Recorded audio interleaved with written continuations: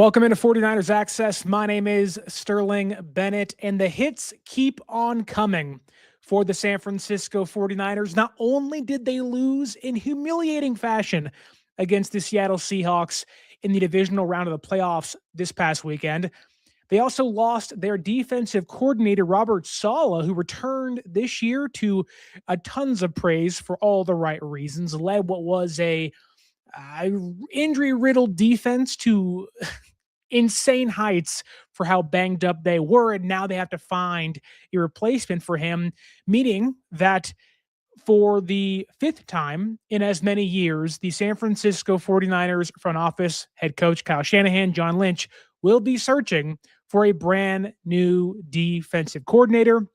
Robert Saleh has agreed to join the Tennessee Titans, of all teams, to become their head coach on a 5-year contract. Now, today we're going to get into every single potential candidate I believe is out there to replace Robert Saleh. Also going to get into the differences and maybe the pros and cons of each candidate, internal and external, that San Francisco could target this offseason. It's a big task, although is it an exciting one simply because you know what Saleh brings, and I think there is routes to improve, which is crazy to say, but also a lot of ways to have a downgrade, if you will. That said, I want to begin with some good news because not everything is all downtrodden in San Francisco. There are some good things happening, even despite Saleh leaving, and with him leaving to Tennessee. The Titans already have one of the best special teams coordinators in football in John Fassel. The old bag of bones, they call him, used to be in Dallas and in St. Louis, and now he's in Tennessee, which means good news for San Francisco. Why?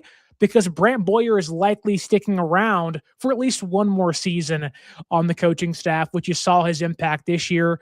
Special teams, which was once one of the biggest weaknesses in football, became one of these teams' biggest strengths in 2025. And it looks like in 2026, there will at least be some continuity in the special teams department for the San Francisco 49ers. Where there is good news, the bad news does trickle down because when one coach leaves, the question becomes, well, who's joining him in Tennessee? A lot of people think that Clay Kubiak could be joining Saleh in Tennessee. Mike McDaniel today told the Browns he was not going to join their coaching staff as a head coach. So two former San Francisco 49ers coaches could be in Tennessee, but also Saleh could steal Clay Kubiak, the Niners' current offensive coordinator, albeit Shanahan could block that move because there is a lateral movement involved, which will come up a lot in today's show regarding other defensive coordinator candidates that San Francisco could try to sign. Other bad news, and this is more speculative than most, is that Saleh leaving for Tennessee could mean that he wants to bring not just coaches, but players from San Francisco over to the Titans. The biggest one, I think, of the group is wide receiver Jauan Jennings. Obviously, in his own right, a great talent. He's one of the better contested catch receivers. He's a great blocker. He's someone that I think the Titans desperately need. He'll add leadership to a room. He'll also add some much-needed feistiness to that offense. And on top of that, don't forget Jauan Jennings went to college in Tennessee, recruited there and played there and graduated from there. And so maybe there is a homecoming in store of some sorts for Jauan Jennings, which could lead to him departing San Francisco, not just in free agency, but to join Saleh in Tennessee. With that said, that is the housekeeping. That is, some good news, bad news stuff. We'll get into more of that as the offseason progresses, but let's finally discuss who should be the pros and cons of the potential candidates to replace Robert Saleh as the San Francisco 49ers' next defensive coordinator. And let's start off with, in my opinion, one of the most mediocre candidates, but one I think is actually at the top of Kyle Shanahan's list. That is recently fired Atlanta Falcons head coach and defensive coordinator Raheem Morris. The good thing about Raheem Morris is, one, there is already an established relationship with Kyle Shanahan. Their days in Washington, they face each other a ton. when Raheem was the DC with the Rams. And of course, the Shanahan-McVay tree runs deep between those two people. So plenty of ties there. Shanahan has talked plenty about wanting to bring Morris on previous coaching staffs. He's had, and things just couldn't work out. Now is his chance to replace one of his closest friends in Saleh with the other one in Raheem Morris. So I think in regards to pecking order, Morris is probably at least lowest number 2 on Shanahan's list. And the good thing is he wouldn't be in the running for a head coaching gig probably for a while, if ever again. He was Tampa Bay's coach a long time ago, got the short end of the stick. Things didn't work out. He got fired as a young mind. Fast forward about a decade later, he joins Atlanta, and that team, it just really they couldn't find their footing. The GM got fired, the head coach got fired. It was just not a pretty sight for Raheem Morris. And you see what they've done. They bring in Kevin Stefanski, and they keep Jeff Ulbrich, kind of showing you that they believe Ulbrich was the thing kind of tying that young defense together. So there is somewhat of a promise that continuity could be in store if you bring in someone like Raheem Morris onto your coaching staff. Being a 2-time former head coach, you also can get maybe some trust involved and stability involved, where Kyle says, you know what, I trust you, handle the defense. You saw Kyle with Wilkes and Sorensen. He was too hands-on, spread too thin. With Saleh, he kind of got the hyper-focus on the offense, and it paid dividends. I do think there would be some more of that, at least, or some sort of that with Morris on the coaching staff. However, despite the pros and cons of the relationship, despite maybe the good things, the good vibes Morris could bring to Kyle Shanahan himself, I just don't really believe Raheem Morris is that great of a defensive mind. And what do I mean by that? Can you think of a defense Raheem Morris coached that went above and beyond, that was fantastic? Or maybe if you zoom out a little bit, one that he elevated himself. You saw Robert Saleh this past year working with nothing, basically since week 8, week 6 and beyond, right? Trying to kind of, push every button correctly. Raheem Morris, quite simply, has never been able to do that. Where if you flip-flop Raheem Morris and Saleh this year, this team probably doesn't go to the playoffs. And if they do, they probably lose to the Philadelphia Eagles in the first round, because Morris does not have, or at least hasn't shown, the ability to raise the floor of a defensive side of the football by himself, whereas you have more elite guys like Saleh, Spagnuolo, guys like that who can do that on a pretty consistent basis. And you add in young guys into that room, Marquis Siegel, CJ West, Mike Kell, all of San Francisco's draft class last year, a whole new draft class this year. I just don't know if that's the guy you want leading your young defense. Now, maybe there is some promise of some schematic continuity there. We'll get into that in a second, but you just go from an elite guy in Saleh, an elite coach who can rile up the crowd and get the defensive young guys to buy into what he's selling, and you have Raheem Morris, who it's like, yeah, you're cut from the same cloth in a way, but more of in the corner and not to the center of what you want your coach to be. Now, you don't have to be Robert Saleh 2.0. No one's saying that, right? It's very rare you go from Robert Saleh to DeMeco Ryans. I wouldn't expect that transition this year, but when talking about, the guys that aren't tied to a different team, with the relationship Kyle and Raheem have, and it being probably so high on Kyle Shanahan's wish list, I just don't know if that's the person you want to bring in. Now, it's better than Wilkes and better than Nick Sorensen, but it is a 2-step down from Robert Saleh on the scale of defensive coordinators. But what kind of scheme does Morris bring to a team like the San Francisco 49ers? Again, there are similarities there. It's a 4-2 defensive scheme, play some off cover 3 coverage. It is basically the Los Angeles Rams scheme he had when he was in LA, and also what they run now with Chris Shula, albeit there is some more wrinkles involved in it today with Shula at the helm. But it is that bend, don't break style of defense. It's kind of that Fangio 2-shell pre-snap coverage, which unfortunately for San Francisco right now, their safety room, which already isn't that good, they may have one, if that, starting caliber safeties in that room. Running a Fangio 2-shell pre-snap cover 3 off-zone defense puts a ton of pressure on the safeties. They're going to be on islands. It'll be Just a lot of pressure on those guys to cover, and I don't trust any of those guys on the back end of this defense to cover much, which again, you draft a guy, you sign a free agent, that can change quickly. And you have to give all of these potential candidates some leniency into you are going into an offseason with some money to spend and a draft class ahead of you. So that can change. But again, you want to have the elevating presence. Raheem doesn't really have that. And let's say San Francisco, which has happened in the past, can't find those safeties. And it's Siegel and Brown and Mustafa again. It's not the defense you necessarily want to see them running in 2026. They'll also work in some single high, post snap coverage, which kind of, again, goes feeding into the idea that San Francisco would have to find the elite or the good to great coverage safety. You add in Jimmy Ward, back in the day to this mix, it's a different conversation, right?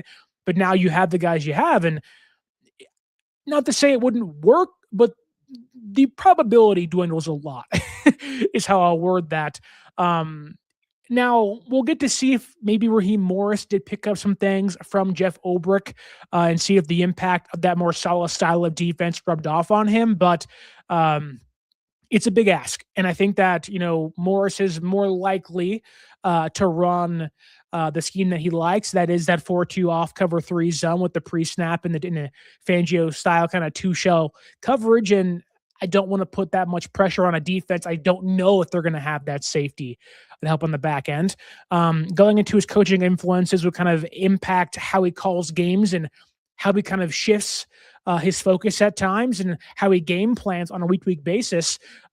He started in Tampa Bay with Tampa 2 and Monty Kiffin, so there is experience running different schemes, which should help him and has helped him in his career. Again, you don't get 2 head coaching gigs for no reason, right? But he has that Tampa 2 Monty Kiffin background. Also spent time with Jim Hadley in Washington, but also Dan Quinn running that Seattle 3 kind of cover 3 defense, and he's kind of molded that into a more Brandon Staley type defense, Vic Fangio style defense over the years. Which you hear Brandon Staley and you start to quiver, but Morris to me is a much better defensive mind than Staley, who was here a couple years ago. But again, I think you don't want to go from elite to mediocre.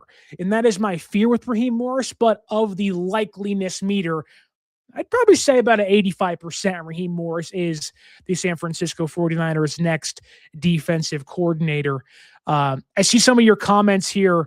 I do want to get to them, but a lot of them do spoil what's to come in the show. So I don't want to go too crazy. I will say this. There is a couple names I've seen here.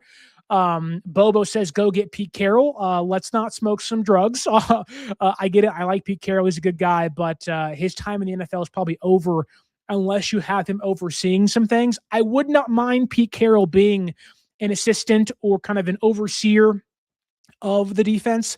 Fangio did that a couple years ago in San Francisco, and I think Saleh did that last year for Green Bay with Jeff Hafley. Now he's a head coach in Miami, so you can bring Pete Carroll in, be a head coach in the room, but also, don't really have a hands-on approach to things. I wouldn't hate that, but as the DC, I think we've kind of gone a little bit too far. We have another comment by Niner Goat 16. They say Sean McDermott is the best candidate. Unrealistic, though. Au contraire, I don't really think Sean McDermott is that great of a defensive mind. And a big reason for that is because of one, drafting, which may not be his fault. I do think it was time to fire him in Buffalo. That said, look at his playoff numbers. He's giving up like 33 points a game in the playoffs, which is where you'd want your defense to give up 22 points a game. And so when the going gets tough, McDermott often, kind of crumbles. I know San Francisco has lost a lot of big games, but the defense at times was the big reason they're winning those games under Saleh and DeMeco Ryans. So McDermott to me is a no-go. I wouldn't be shocked to see him get a head coaching job.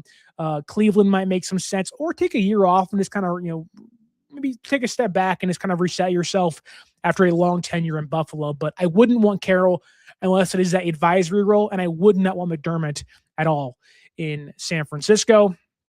We have a question here by Jesus. He asks, do you consider the Titans a horrible organization? They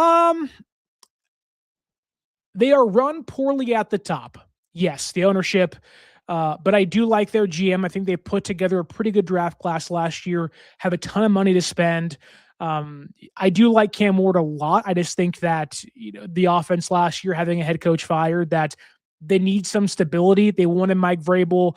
After firing Mike Vrabel, I think they have gotten a version of that, which is more of a defensive-minded head coach, to be a hard-nosed, no nonsense, let me lead rather than being passive, which is a good thing. But again, the ownership group does suck in Tennessee, so I'm wishing Saleh the best, but he may be back here in 2 years for all I know. But that isn't the point.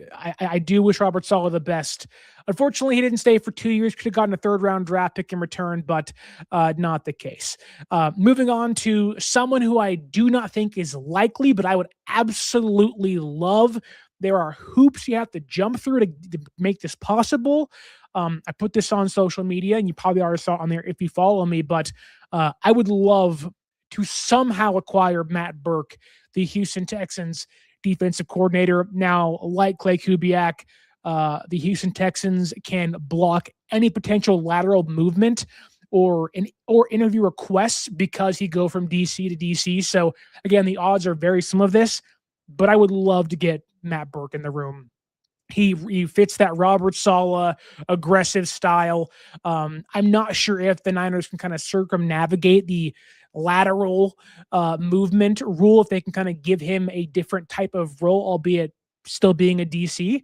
Again, that's a long shot. It's probably not going to happen, but in a perfect world, I wanted to give you guys Matt Burke as a potential candidate to replace Robert Saleh in 2026. He would be a guy who'd probably get a head coaching job in a year and may not want to lead the Houston Texans because, I mean, why would you? That defense is awesome.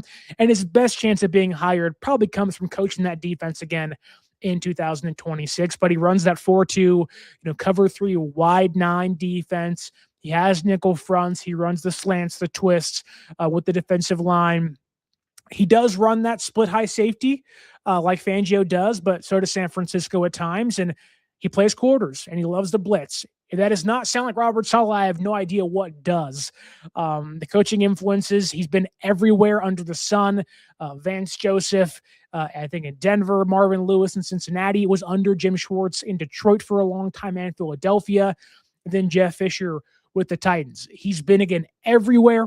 I think if you pick the perfect candidate with no restrictions, Matt Burke is the guy. I think it's somebody you at least have to try to interview, but the Houston Texans probably say no, which would suck because Matt Burke to me is just awesome guy who I'd want to bring in to San Francisco if I could, but I just don't think the Texans would be open to losing their defensive coordinator. Now, maybe things change, but the odds are saying that it wouldn't happen for the Houston Texans, nor with San Francisco.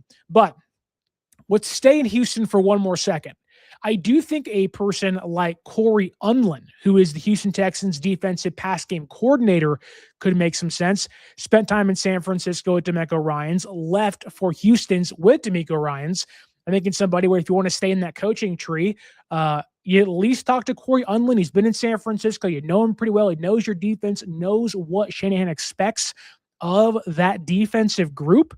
And I think when you're getting into kind of finding the next guy who, if you want continuity, if you want someone that's not going to get a head coaching gig in a year or two and can provide you some stability in that room, Corey Unlin could be one of the more underrated targets or candidates for San Francisco this offseason to replace Robert Saleh. Moving on to who I believe is probably the least likely, but I would assume is many people's favorite target. Matt Burke is unlikely because of the blocking ability of the Houston Texans to say, no, you can't interview him.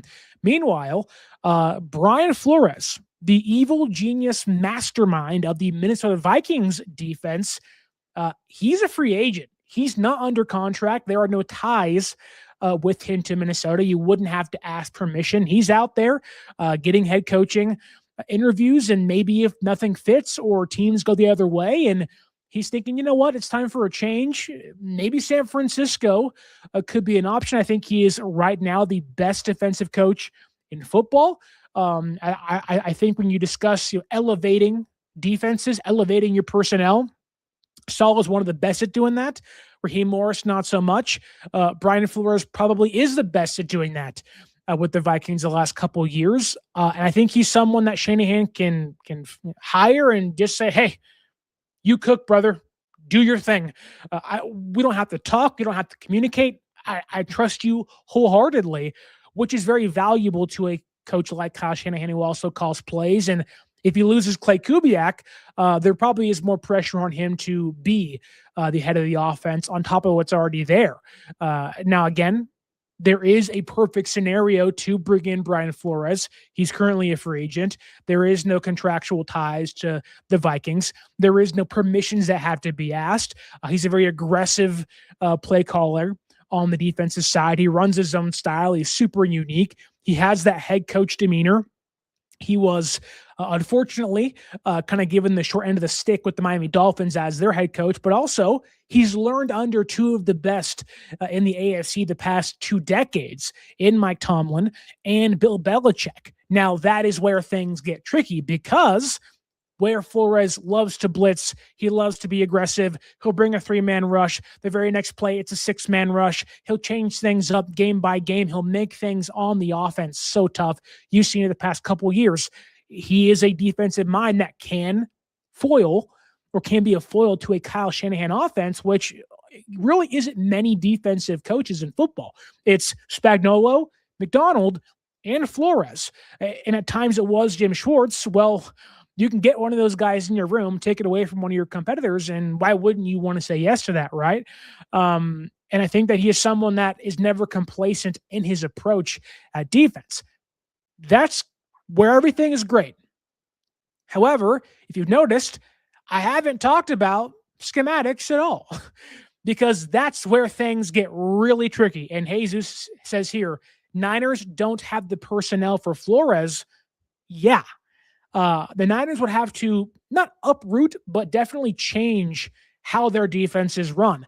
Brian Flores in previous years and continued this season was running the 5-1-3 defense. So that is a 5-man defensive front, 1 linebacker, and you get 3 safeties. Now there is a nickel penny front involved in there, and but it really is the furthest thing from the wide 9 cover 3 that Shanahan loves to run and respects so much, where maybe diverting that path isn't a bad thing, but when you discuss continuity and trying to keep that same defensive scheme in place, Brian Flores is a great coach, one of the best in football. He don't fit that bill whatsoever. He'll have a safety double as a big nickel, which at times San Francisco did that, but it is at a really high rate in Minnesota the last couple of years. And again, San Francisco doesn't really have the personnel to do that. Now, maybe it unlocked something in Jair Brown. Maybe you bring back Pinnock. I think that's probably the worst case scenario for San Francisco, in my opinion. But he's more akin to utilize safeties in the box, be that kind of second, third linebacker, give you a better coverage player instead of a linebacker in the box next to Fred Warner. It gets tricky, right? He also is somebody, which this is the biggest factor I think in Flores not joining San Francisco. We don't drop our edge rushers in coverage. Brian Flores is like, dude, that makes my defense so much more versatile. That's how I can change up looks. I can drop my edge rushers in coverage. I can bring linebackers and bring nickel backs and bring safeties and pressure. Meanwhile, I don't think San Francisco wants Micah Williams and Bryce Huff and Nick Bosa in coverage next year. That's not what they do. That's not the personnel they have. They don't have coverage edge rushers. And that's tough, Yeah, he can be a 3-4 defense and a 4-3 base at times, but it's not him, right? And so you're almost, by hiring Flores, and they haven't done that yet, obviously, but by doing that, you are trying to fit that square peg into a round hole, and you are kind of restricting both your defensive personnel and the guy you bring in if you want him to kind of fix things. It just doesn't make sense that, San Francisco would target him. I like Brian Flores a lot, obviously. I think Pittsburgh should hire him today. That makes the most sense, and maybe they have at the time of their recording this, but Yeah, I don't know. It just feels like that this is not going to happen, and for all the right reasons, where it just doesn't work schematically, despite the name, brand, and value, and the success Flores has had in the past. It doesn't make sense. Now, there is one name out there I'm hoping gets not fired, but not brought back, and that is Jim Schwartz. And that is the next person on the list, because when you talk about the wide nine, you talk about, what Kyle Shanahan likes, being a foil to his offense, that is Jim Schwartz, right? I think this was the first year that Shanahan has beat Jim Schwartz in like half a decade, maybe longer, which is crazy to say. Like, there definitely was a he is your kryptonite conversation being, said and hadn't done with Jim Schwartz. And yes, there may be some issues there with schematics and stuff, but Schwartz to me is that aggressive attacking, 4-2 defense San Francisco wants to run with the nickel packages. They'll play press man coverage. He'll run the fire zones. He wants to bring pressure. When you talk about, trying to generate pressure on quarterbacks, and you saw San Francisco this year where they lacked in coverage and whatnot and couldn't get pressure on the quarterback. Jim Schwartz is like, dude, I don't care what personnel we have. We're calling blitzes left and right. We're going to wreak havoc on opposing quarterbacks. And really, that's not a bad way of thinking. Of like, we have to generate pressure. You lose Nick Bosa, you lose Michael, you lose, everybody else in that defensive front, it seemed like this year. And that wouldn't have made Schwartz blink. He would have kept going at it over and over and over again, saying, if it doesn't work, try again. And you saw Saleh dial the blitzes down because they couldn't afford to lose guys out there in coverage. The opposite can be said for Jim Schwartz, because he's like, screw it, man. Why not? And that to me is valuable, but also can definitely hurt you. And it certainly has hurt Cleveland the past couple of years on defense, especially also on the offense too. It puts more pressure. But when you talk about the defensive mindset of a Robert Saleh, Jim Schwartz definitely has that all gas, no break style. It may not be, screaming on the sideline, flexing, but when you talk about, again, we're going to put our foot on the pedal and never let off. That is what Jim Schwartz does. You go back, 15, 20 years, 40 years now, you have the old RC cars, right? You rev them up, ying, ying, ying, and they just go in a straight line. There's no turning. You can't bend corners. It is a straight line to the quarterback a lot of the times. With a Jim Schwartz defense. They'll obviously run twists and stunts, but the analogy here is like, it is you can't go backwards. You're going all forward to the quarterback. Now there is a diversion and kind of a different version of quarters they run out there in Cleveland. So again, there is that continuity in the wide nine, the coverages San Francisco already has in place with Saleh, and they've had in place since 2019-ish, 2017-ish really, when he came over from Seattle and Jacksonville. But they run that too high structure still. And this is where things do get a little dicey with Jim Schwartz. He wants to use single high coverage at times, which inherently isn't bad if you have great coverage safeties. San Francisco does not have great coverage safeties. And so when you rely on your secondary not getting beat deep downfield, well, sometimes you get beat deep downfield when you don't have the personnel back there to help cover. You saw Jair Brown this year. You saw Mustafa and Siegel and Pinnock at times. It just wasn't great on the back end of the defense. And when you have an aggressive defensive mind like Schwartz, who wants the blitz, he'll take guys out of coverage and use them to kind of generate pressure on quarterbacks. You're going to leave guys open to getting hurt. And, the thought process is, if we can get our defensive front and get pressure on the quarterback early, it can force a quarterback into a bad throw. Maybe it gets turnover. Maybe it kind of speeds things up for him. Think of what Schwartz could do with a healthy Niners defense, obviously, against Sam Darnold, who can get rattled really early into plays if there is pressure in front of his face. That could make some sense. However, when you do that, and let's say you have Bosa, Michael, Huff, and Alfred Collins or West, and you bring those four guys, but you also bring D. Winters, and you also bring Stout, and you're playing a single high safety where you bring Jair Brown, and you leave Mustafa back there, And it is Darnold, and it is Matthew Stafford, who has Puka, Devontae, JSN, Cooper Kupp, and those guys, Rashid Shaheed right now. You are almost asking for disaster with the current personnel in place. Now, like Raheem Morris, like other guys on the list I've already mentioned, that doesn't mean that can't change. You have free agency, you have the draft. Go get a free safety. Go get a legit coverage safety, improve your cornerback room, and that can easily change. That's why I think Jim Schwartz is a great candidate. But if you don't improve your defense on the back end, you are almost asking for trouble because he'll bring it, but can you stop it? When Matthew Stafford has one of the best releases in football, gets the ball out quick. When you can't bring the quarterback down, the guy gets away, and you have JSN streaking downfield 45 yards. Can you stop it? That to me is the biggest question I have, but he's one of the more proven guys in the room or of the candidates. He's been in DC since 2001. We know him in San Francisco because he was either the head coach with the Detroit Lions in like 2010, 2011. Robert Schwartz and Harbaugh shake hands. Harbaugh gives him kind of a little push on accident. Schwartz chases him down, which kind of created a funny scuffle. But to me, that's the fire you want in a guy. But there is reasons to maybe take a step back and say he isn't the perfect candidate, but he is a really good one. And so I think he's probably more in that 3-4 range. Again, he's under contract with the Browns. So again, there really is a lot of hoops you have to jump through. But if you do want Jim Schwartz, or you are hoping he comes available, you are banking on the Cleveland Browns hiring a defensive-minded head coach. Whether it is Sean McDermott, if that happens, the odds are Schwartz ain't going to be there. Thus, now he's a free agent to be hired and interviewed.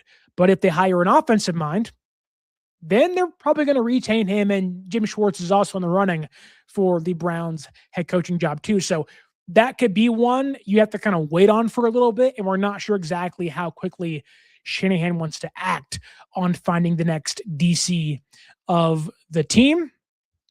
Other notable candidates I won't dive too much into for you guys, but people I want you to keep a name or an eye on as the offseason progresses. The first one, Deshae Townsend. He is a Lions defensive passing game coordinator and their DBs coach. He was interviewed last year before San Francisco retained or rehired Robert Saleh. So maybe he's an option again for the 49ers. Tem Kabu, I think is his name. He is the Jaguars linebackers coach. Did a great job this year with the linebackers out there in Jacksonville. San Francisco seems to have a propensity of hiring linebackers coaches as their DC, so there is maybe a route there. Jim Leonard, he is the defensive passing game coordinator for the Broncos. Obviously, the playoffs are still going, so I don't think they can interview him, and he may go elsewhere, but is definitely a name to watch as things progress. He runs a similar defense to what San Francisco does. There's a reason they hired or signed Hufanga and Greenlaw and had those guys in that place. It's very similar to what San Francisco does, albeit a different front than San Francisco runs out there with the Broncos. Christian Parker is the Eagles defensive passing game coordinator. I know you beat Philadelphia. It doesn't seem like you want to hire the team or the coach of the team you just beat, but there's a reason why that defense was so good. Yeah, it's a great front seven, right? But you have Quignon, you have all those defensive backs back there, and they got 2 interceptions in the playoffs against Brock Purdy. So it's not like that was the problem. The offense let that team down. So I think Christian Parker is also named to watch again at that Fangio-style defense, Fangio-style coverage. So there is some continuity or at least some ties in place there with the 49ers. Then Carl Scott. He is the defensive passing game coordinator for the Seattle Seahawks. And the beauty of not having a defensive coordinator, although it stinks, you're losing one of the best ones in football, but you do have the ability to go pluck or look at your NFC West rivals coaching staff. And if you can do that and weaken them in the process, who knows? It'd be great if the Seattle Seahawks could lose Clint Kubiak and also lose a more defensive staff and weaken that room. But San Francisco has their own ability now to be a reason for that. Now, I'm not saying hire these guys, but you have to at least ask. The same goes for Matt Burke. Now, you can hire, you know, the Seahawks, Carl Scott, because he's not a defensive coordinator, much easier than Matt Burke with the Houston Texans. But you have to ask.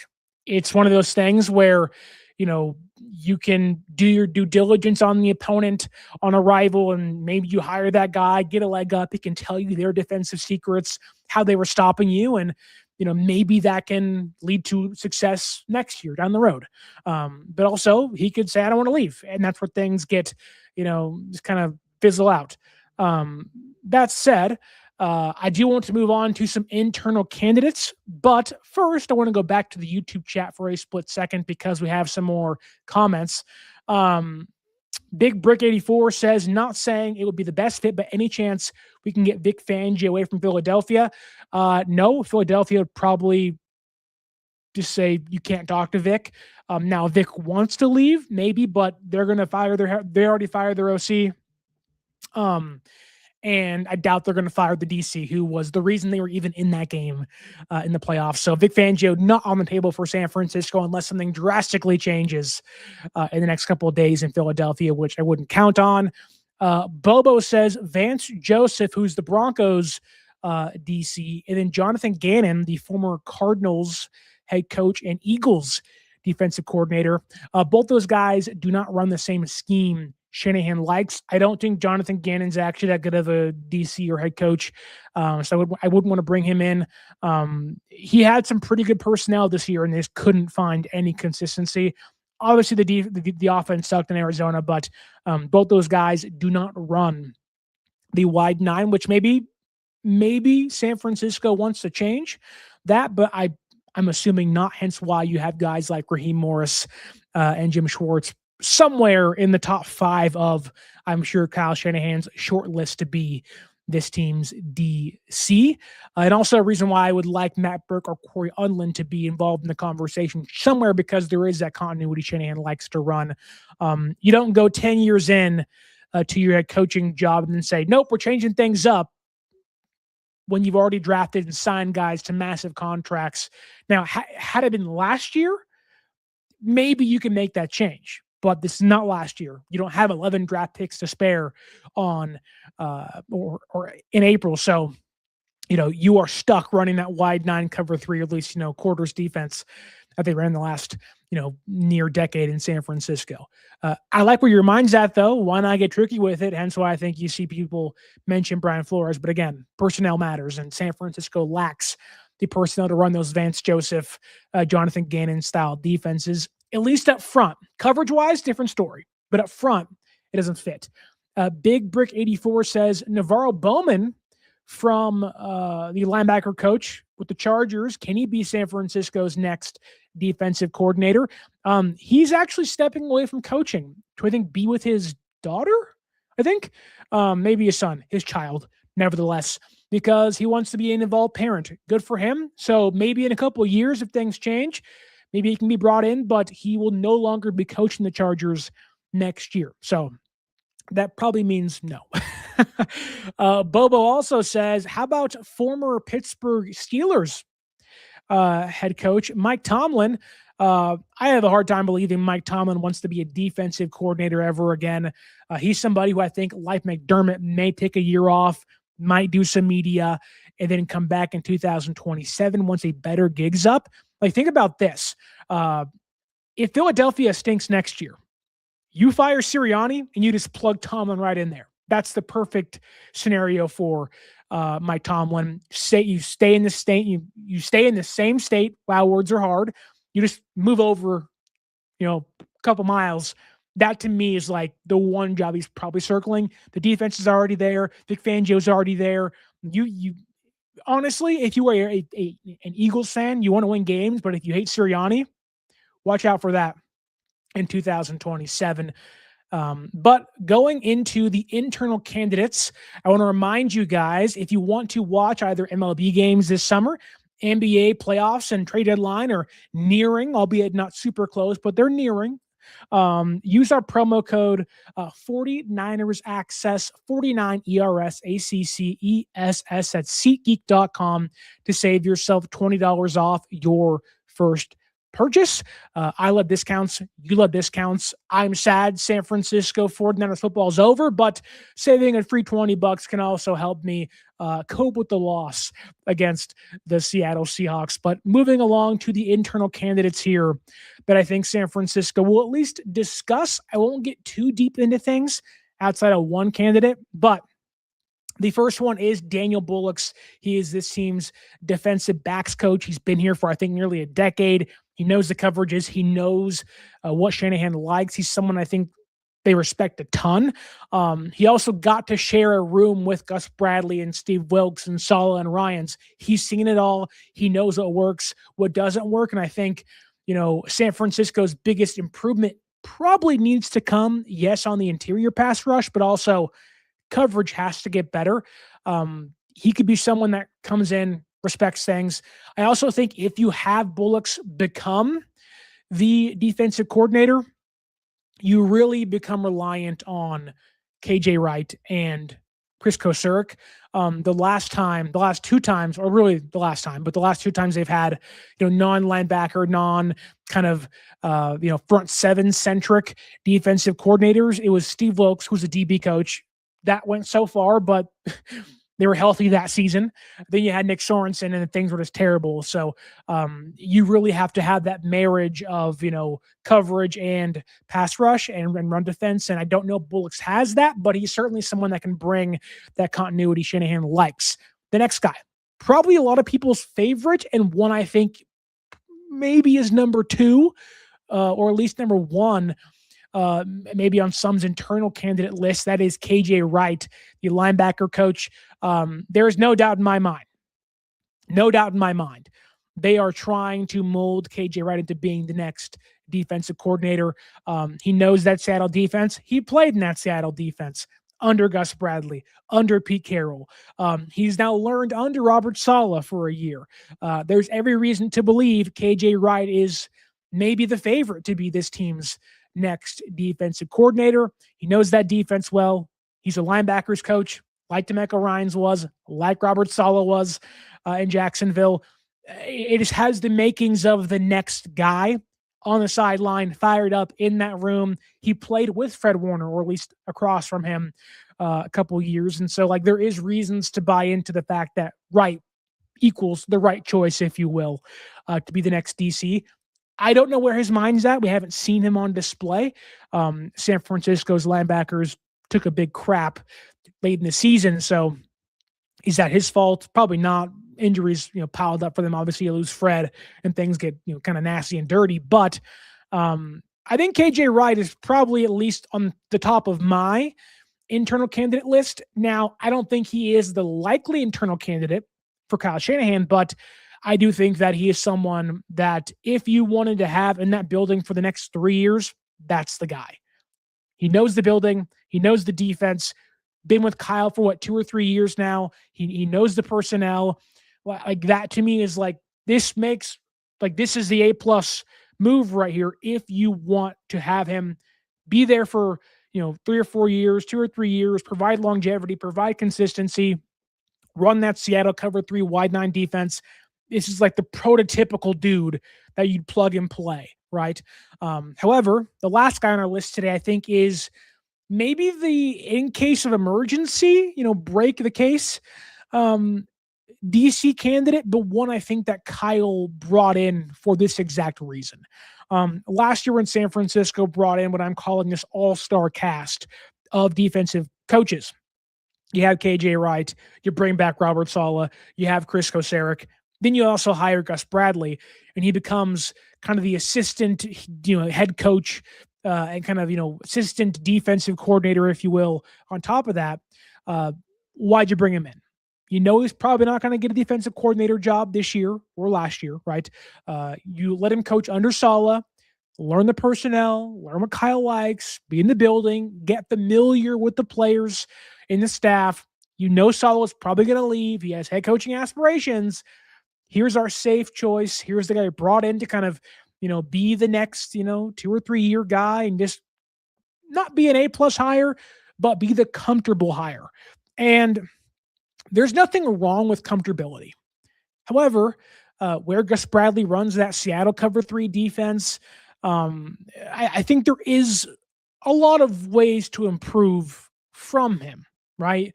This would be similar to going from Saleh to Raheem Morris, and maybe better than Raheem, but in different ways, and worse than Raheem in different ways, right? Again, similar defenses, Seattle cover 3, but Gus Bradley is that kind of my way or the highway style coach. He's been coaching for like 30 years. He's won a Super Bowl. He done it all, right? He has no reason to change for you. You need to change for him, right? He doesn't offer much versatility as a play caller. He is kind of we're sticking to this one thing. We're going to do this one thing really well. Then everything else kind of just we figure it out on the fly. And that's not really what you want as a, great defensive coordinator. He is all cover 3 all the time. He might accidentally call cover 4 and cover 6, but it's all cover 3. Like you look at all the Colts defenses, that Seahawks defense, it is all cover 3 all the time. And if you have the personnel that can run that all the time and be great at that, then okay. But when you're playing Matthew Stafford twice a year, you're playing, Clay Kubiak and Sam Darnold twice a year, and maybe Arizona plays well, and you're playing Jordan Love, and you have to go through the Bears and Caleb Williams and Jared Goff and those guys in the North, and you go to the East and you have Hurts and you have Jaden Daniels. Like you can see where running cover 3 40 times a game can be a problem. And, that doesn't mean there isn't good things. Bradley this year was in charge of San Francisco's red zone play design, and the Niners performed really well in the red zone.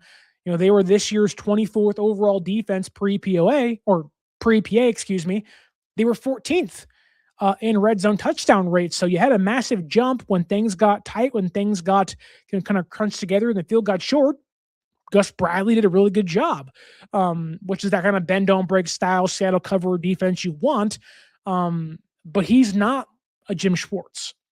He isn't a Matt Burke, who again is unlikely, but he'll be here for a long time, probably, which maybe is what you want San Francisco to have. But when I think of the aspirations the Niners have, winning a Super Bowl, going to the playoffs, Gus Bradley's defense is one that can get picked apart, especially because he doesn't really change much. That's what we have. We're going to run that all the time. If they beat us running that, then that's good on them. Kudos to them. There isn't much change in Gus Bradley's defensive schematics.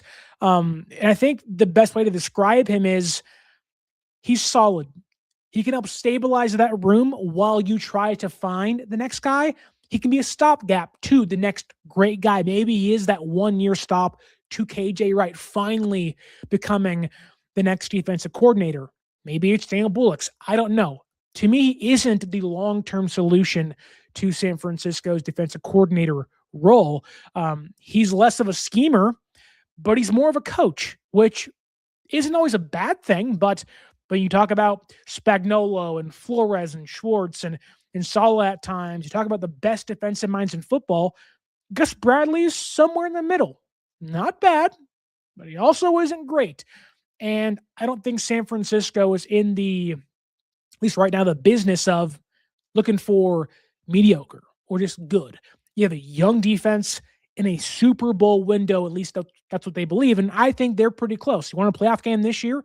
You're not too far off. You have a lot of room to make up, but you aren't too far off in the West. And things change rapidly. One good draft class and one free agency class could change a lot. I wouldn't want to waste that on Gus Bradley unless it led to KJ Wright being hired in 2 years. But again, there's consistency, but it lacks the upside of, some of the other guys I mentioned earlier in the show. He's a B hire, but he also feels like the fallback safe option. We couldn't get Schwartz. We couldn't get Flores. We couldn't get Burke or Unlin or somebody else we liked. Okay, well, Gus Bradley's here, hire him. And that's kind of where San Francisco found themselves with Nick Sorensen, which obviously I'm not comparing Bradley to Sorensen in regards to being a coach, but sometimes your fallback option isn't always bad, but there's a reason they're fallback options.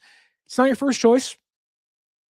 Doesn't mean it's the worst choice, but I don't think Gus Bradley's anybody's top choice to be the next defensive coordinator in San Francisco. But among those, I think the top 3 or top 4, I'll just list for you.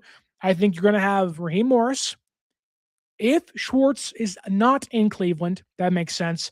Corey Unland, Wright, and Bradley. Those are your 5.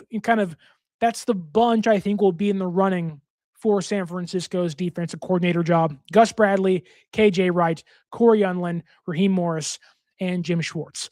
The most likely option to me is Raheem Morris. Second being Gus Bradley, third being KJ Wright, fourth being Corey Unland, and fifth being Jim Schwartz, just because of the uncertainty in Cleveland. But drop your comments down below. Who do you think should be San Francisco's next defensive coordinator? Is it somebody I didn't mention? Or are you saying, yes, you nailed it on the head? Don't forget to like, share, and subscribe to the show. Tommy, I did not miss your super chat. I'll finish it with here. He says, Radio Raheem is dry toast with mustard. I don't know a single person who likes dry toast with mustard, Tommy. So I hope you guys have a great rest of your Tuesday. We'll see what San Francisco does in the meantime. Plenty of off-season content coming your way. I am compiling lists of free agent targets as we speak. Going to get into San Francisco's free agents soon, who to bring back, who to not bring back, and also get into who they should target in free agency this year. But stay tuned for that. Don't forget to like, share, subscribe. Thank you to every single person in the YouTube chat. And as always, my name is Sterling Bennett, and stay faithful.